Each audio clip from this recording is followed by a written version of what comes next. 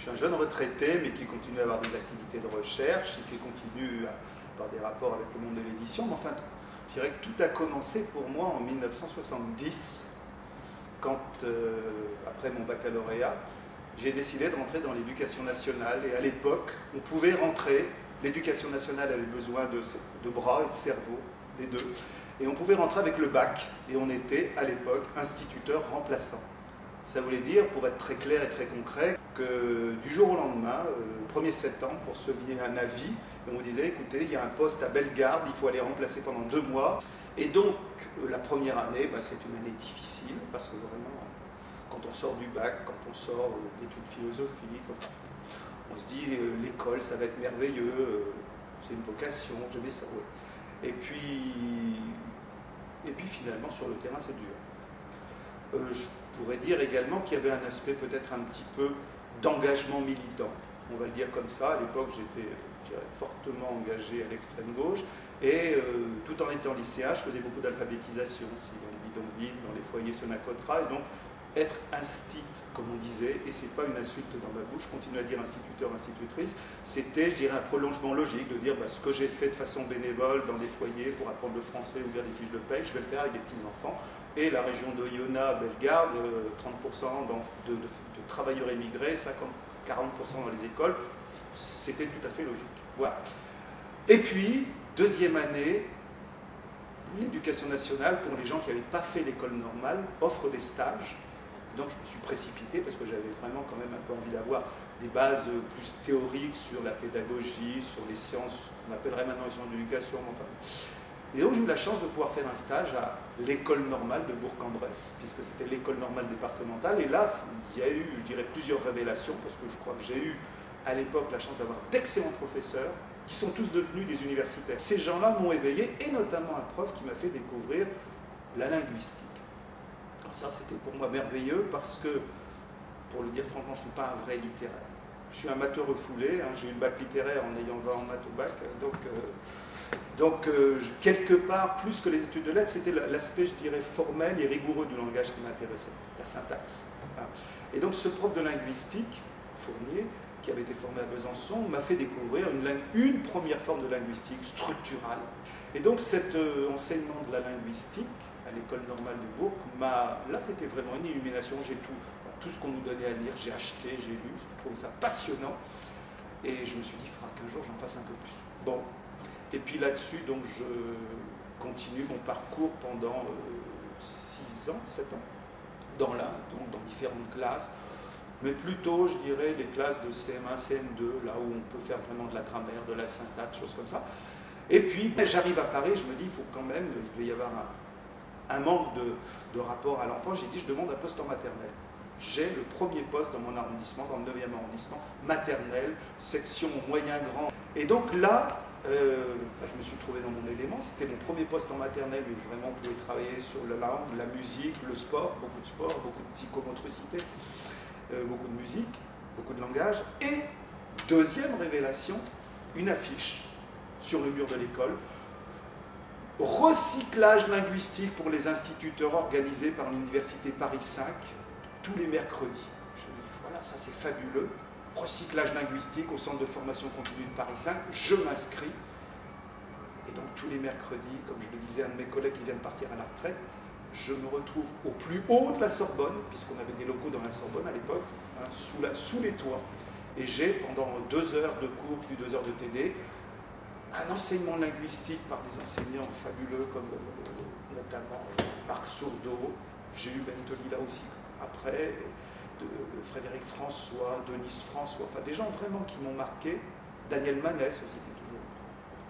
Et là, je me dis, c'est vraiment ça que je veux faire. Donc, je fais mes 2 années de mise à niveau, de recyclage, et j'apprends que, avec un peu quelques difficultés, je dirais, institutionnelles, on veut intégrer ces années de recyclage dans le cadre d'un nouveau DUG, qui s'appellerait un DIU.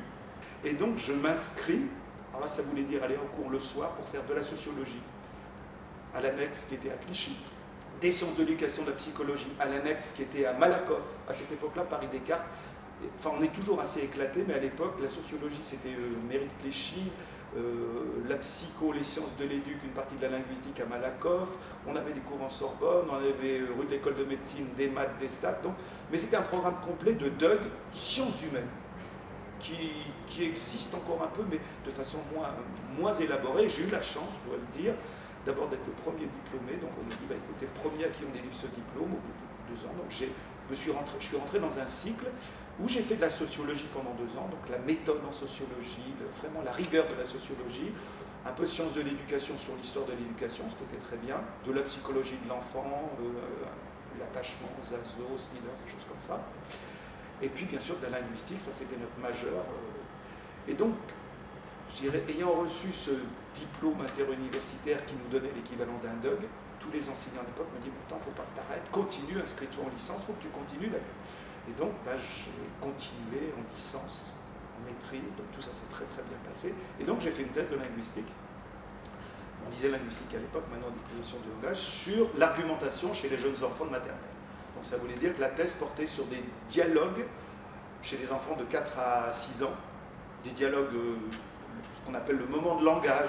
J'avais fait un article dans l'éducation infantile, le moment de langage à la maternelle.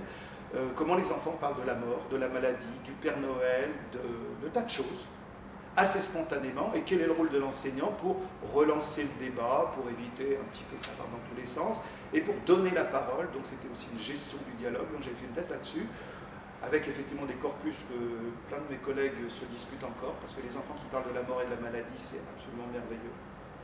Ils en parlent très facilement à 4 ans et demi, la mort du grand-père, la mort du petit chien, la mort de la voiture, j'ai tout eu. Et comme l'avait dit un jour un de mes élèves, dit, tu sais Dominique, quand on est mort, c'est pour toute la vie. Bon, je dis ça, on ne peut pas l'inventer. Alors c'est l'époque où effectivement, je dirais, ça va me permettre de faire la transition avec la deuxième partie, Alain Bentolila qui venait de prendre la succession de Denise François qui était très souffrante, m'a dit, mais est-ce que tu veux animer les TD de syntaxe en maîtrise avec moi? Je fais le cours, tu feras les TD. J'étais chargé de cours déjà à l'université. Et donc, à partir de là, la thèse soutenue, j'ai eu la chance à l'époque, je dois le dire, parce que ça n'est plus vrai maintenant, d'avoir un poste très vite. C'est-à-dire que j'ai eu un poste d'attaché temporaire de recherche. Donc c'est 1 an où on donne des cours, on fait de la recherche, des choses comme ça. Et puis, il y a eu plusieurs décès ou départs de l'université. Donc ce qui fait qu'à la suite de ce poste, j'ai été nommé immédiatement maître de conférence à l'université Paris-Descartes, sur notamment un très beau projet, c'est-à-dire vous me recrutez là-dessus, c'était mettre en place un DESS. Donc là, on est en...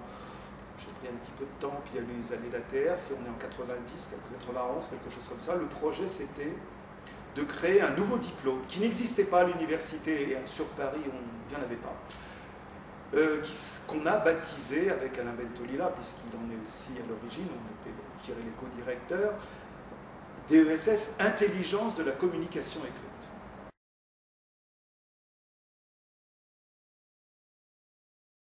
Alors je l'ai dit, je suis à la retraite, alors ça c'est l'avantage d'avoir été instituteur. Hein.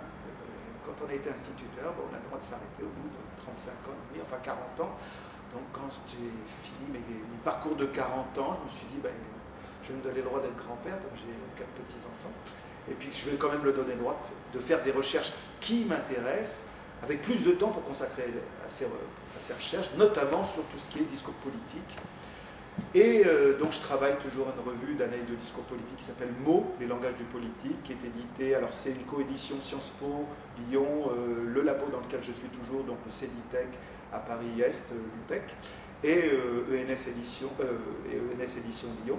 Donc on travaille sur tous les mots du politique. Alors j'ai coordonné, pour donner des exemples, les 3 derniers, enfin pas les 3 derniers, mais les 3 derniers numéros que j'ai coordonnés, c'était sigles et acronymes en politique. La profusion de sigles, d'acronymes dans tous les partis, dans les organisations syndicales, ça veut dire quelque chose. Ce n'est pas simplement une réduction, c'est aussi une dissimulation parfois.